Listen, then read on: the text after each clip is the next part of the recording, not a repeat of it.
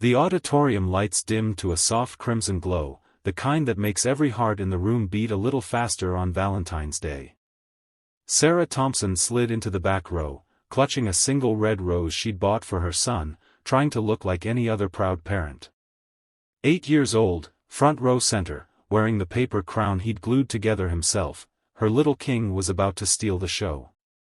She scanned the program: Cupid's Big Day, a kindergarten musical about love, arrows, and a dragon who just wanted a hug. Cute. Harmless. Exactly the kind of evening she needed after 12 hours on her feet at the diner. Then she saw him. Row 3, aisle seat, same crooked smile he'd flashed the day he promised forever. Mark. Her ex-husband. The man who'd walked out when Tommy was 3 months old, siding, needing space, and figuring himself out. The man who hadn't sent a birthday card in 4 years.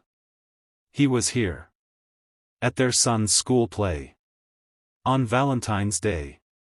Sarah's breath caught so sharply the woman beside her glanced over. She ducked lower, heart hammering against her ribs like it wanted to escape and confront him itself. Breathe, Sarah. It's a public event. He has every right to be here, but rights didn't erase the ache of abandoned cribs and midnight fevers she'd handled alone. The curtain rose. 20 tiny cupids in white togas waddled on stage, bows made of pipe cleaners and heartbreak. Tommy spotted her immediately, his face lit up like the 4th of July. He waved so hard his crown slipped. Sarah waved back, forcing a smile that felt like glass. Mark turned. Their eyes locked across the sea of parents. His widened. Hers narrowed. He lifted a hand, hesitant, almost apologetic. She pretended not to see. The play began. Songs about friendship. A dragon who cried glitter tears. Tommy had one line: love is bigger than fear. He practiced it for weeks in the bathtub, voice echoing off tiles while Sarah scrubbed spaghetti sauce from his superhero cape. She'd beamed with pride every time. Now, as the kindergartners formed a heart with their bodies, Sarah's chest tightened. Mark was clapping. Actually clapping. Like he belonged here. Like he'd earned the right to witness this moment he'd missed every single day before it. Intermission. Parents milled about, sipping juice boxes and taking selfies with their kids. Sarah stayed rooted, debating whether to bolt. Tommy deserved both parents in the audience, didn't he? Even if one of them was a ghost who only haunted on holidays. Mommy. Tommy barreled into her legs, crown askew, cheeks flushed. Did you see me? I didn't forget my line. You were perfect, baby. She knelt, smoothing his hair. The best Cupid in history. He beamed, then craned his neck. Daddy's here too. The word daddy hit her like a slap. Tommy hadn't said it in years. Not since the last phone call that ended with Mark promising to visit soon and never showing up. Sarah followed Tommy's gaze. Mark approached, hands in his pockets, looking older than she remembered. Gray at the temples. Wrinkles around eyes that once stared at her like she hung the moon. Sarah. His voice cracked on her name. Mark. Hers could have frozen coffee. Tommy tugged her sleeve. Can Daddy sit with us for the second half? Please? Every instinct screamed no. This was her night. Her victory. Her son. But Tommy's eyes, those big blue ones that looked so much like his father's, begged with a hope she couldn't crush. Fine, she muttered. Second half only. Mark's shoulders sagged with relief. Thank you. They took their seats. Sarah in the middle, a human buffer zone. Tommy vibrated with excitement between them, clutching both their hands like he'd won the lottery. The lights dimmed again. The dragon returned, now reformed, teaching everyone that love means showing up. Sarah snorted. Irony wasn't lost on her. Final scene. All the cupids lined up to shoot their arrows at the audience. Tommy stepped forward for his big moment, the line he'd practiced 100 times. He looked right at them. At both of them. And instead of reciting the script, he shouted 3 words that silenced the entire auditorium. "I forgive you." The microphone squealed. Parents gasped.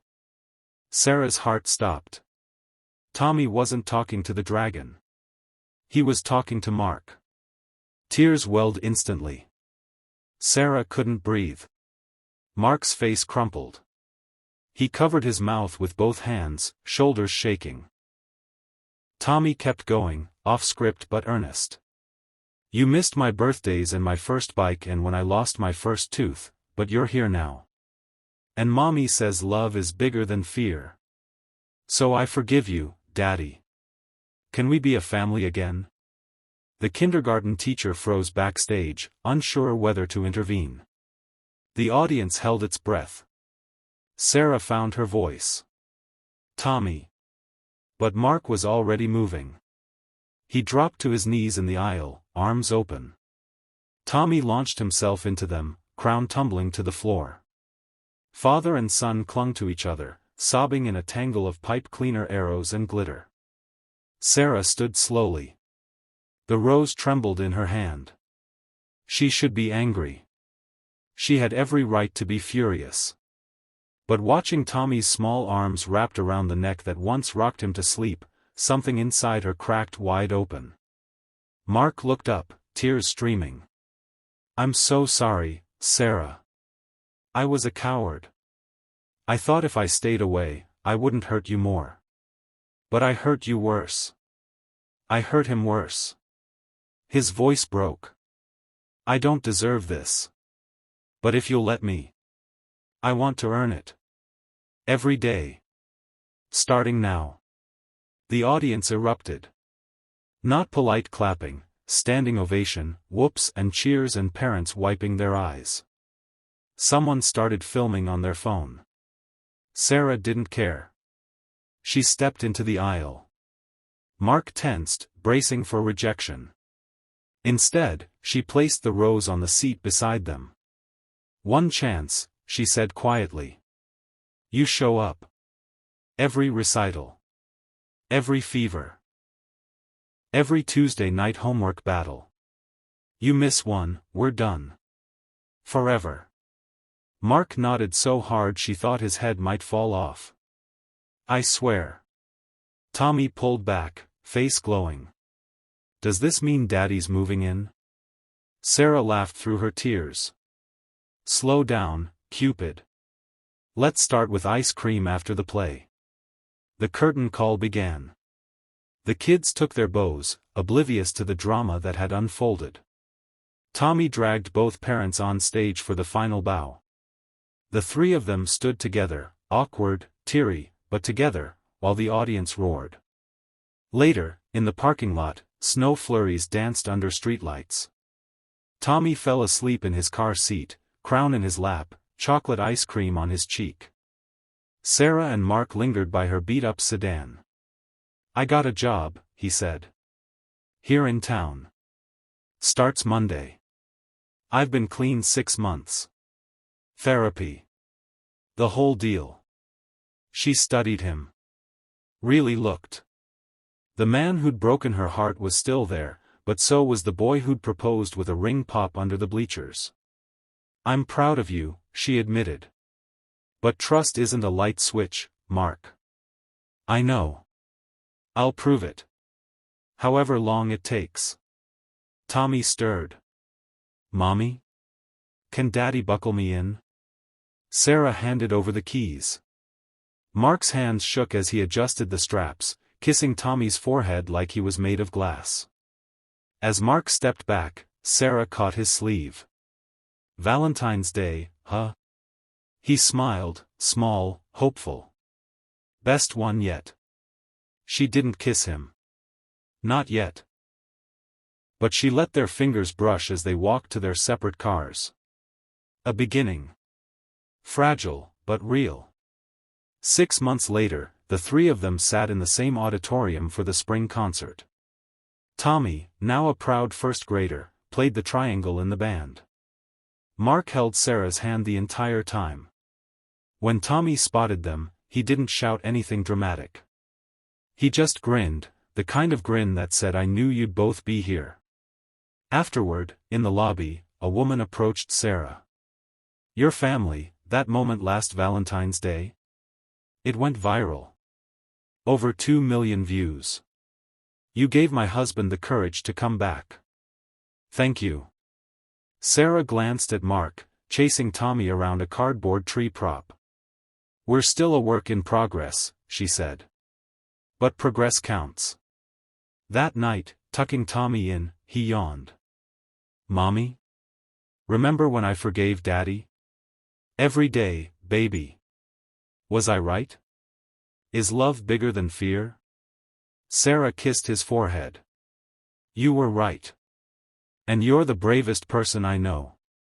Outside his window, Mark waited on the porch with 2 mugs of hot chocolate. Sarah joined him, wrapping a blanket around their shoulders. "Think we'll make it?" he asked. She leaned her head on his shoulder. "We already are." The snow fell softer now, blanketing the world in forgiveness. Somewhere, a little boy slept dreaming of dragons who learned to hug. And in the quiet, 2 broken hearts beat together, scarred, healing, and finally home. If this story touched your heart, hit that like button and subscribe for more real-life miracles. Turn on notifications. Next week, we're sharing how a single text changed everything for a military family. You don't want to miss it. Love wins. Always, **.